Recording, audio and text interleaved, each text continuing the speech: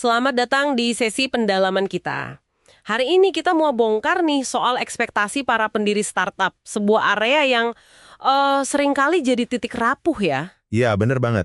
Sumber kita buku Startup Myths and Models ngasih wawasan penting, banyak startup gagal, itu bukan cuma karena tantangan dari luar, tapi seringnya justru karena, ledakan dari dalam. Ekspektasi emosional antar pendiri yang nggak terucap, nggak selaras, itu kan? Ya, ini krusial banget. Fokusnya seringkali ke pasar atau produk.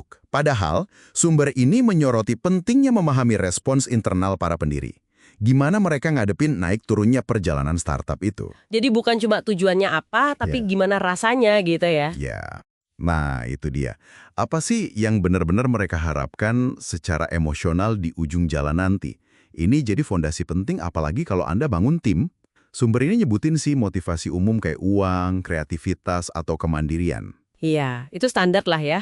Betul, tapi diingetin juga kalau pemahaman mendalam itu jauh lebih dari sekedar daftar keinginan gitu aja. Nah, dan untuk ngebantu metain itu, sumber ini nawarin alat praktis namanya Startup Tool #2, Uncovering Founder Expectations.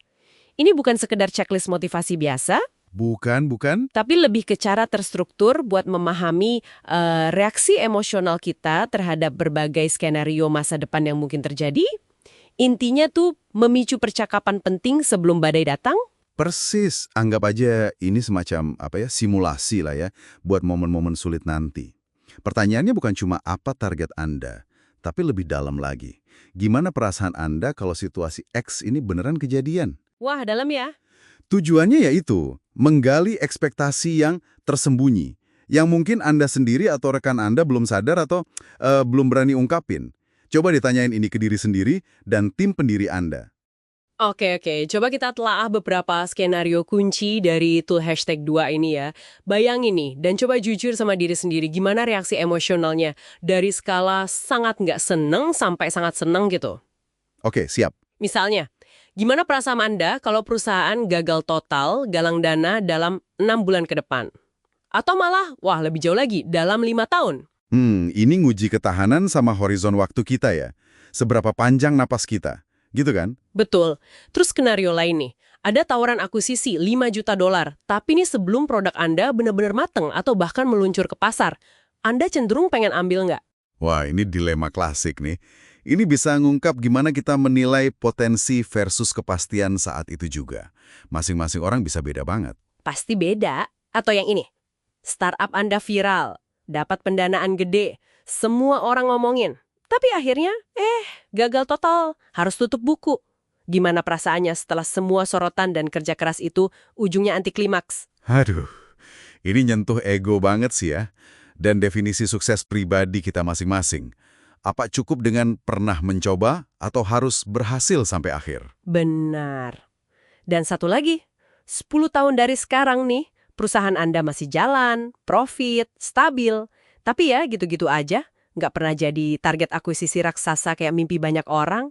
Anda merasa cukup puas nggak sama hasil ini? Nah, ini bagus banget. Ini ngebedain antara ambisi bangun kerajaan besar sama keinginan bangun bisnis yang, ya udahlah, sustain aja. Gitu, yang penting jalan terus. Jadi jelas ya bedanya? Nah, perbedaan jawaban dalam tim Anda untuk skenario-skenario ini, itu bisa jadi sinyal loh. Sinyal potensi ketidakselarasan yang serius. Sumber ini ngasih contoh nyata dari GNIP. Oh ya, genip ya. Gimana ceritanya? Jadi, satu pendiri itu mimpinya bangun perusahaan raksasa banget. Satunya lagi, lebih nyaman sama skala yang lebih kecil, lebih terkontrol. Beda banget kan visinya. Jauh ya. Akhirnya, ya mereka pisah. Tapi menariknya, kejelasan yang didapat dari proses itu, meskipun pahit ya, mungkin malah nyegah konflik yang lebih ngerusak nantinya. Dan Glip sendiri akhirnya diakuisisi $175 juta setelah mereka pisah. Wow, jadi kejelasan di awal itu malah bawa hasil ya? Bisa jadi, ini relevan banget. Terutama kalau Anda bangun startup sama teman dekat. Kayak contoh koin MCAT dan Shift Shopping yang disebut juga di sumber. Nah, iya tuh. Sering banget kan kejadian? Pertemanan itu nggak otomatis jamin ekspektasi sama pas, tekanan bisnis datang. Sumber ini malah bilang kayak kencan sebelum nikah. Maksudnya gimana tuh? Ya, kalau udah punya pengalaman ngelewatin masa sulit bareng sebelumnya, itu berharga banget. Kalau belum, ya alat kayak tool #2 ini bisa jadi pembuka diskusi krusial itu. Oke, jadi semacam tes kecocokan visi gitu ya? Kurang lebih. Jadi inti dari pendalaman kita kali ini tuh gini, memahami dan nyelarasin ekspektasi emosional para pendiri di awal itu investasi krusial banget buat ketahanan jangka panjang. Tool #2 dari sumber ini ngasih kerangka kerja praktis lah buat ngebantu percakapan vital itu. Jadi bukan cuma nyamain tujuan akhirnya aja ya? Bukan cuma itu, tapi juga gimana Anda dan tim Anda bakal merasa dan bereaksi terhadap berbagai lika-liku tak terduga dalam perjalanan nanti. Itu yang penting juga. Oke, jelas banget. Nah, sebagai penutup nih, ada pemikiran buat Anda bawa pulang.